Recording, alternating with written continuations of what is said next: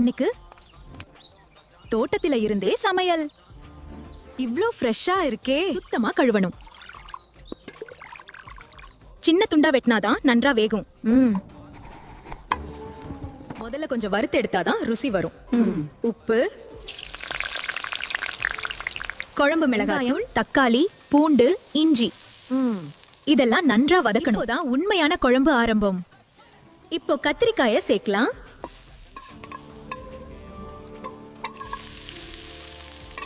பாருங்க,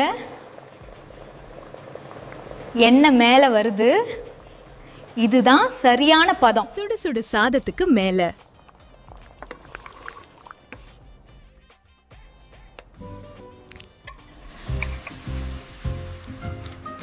ஆஹா, இதுதான் வீட்டு சுவை. உங்களுக்கு பிடிக்குமா? கமெண்ட்ல சொல்லுங்க.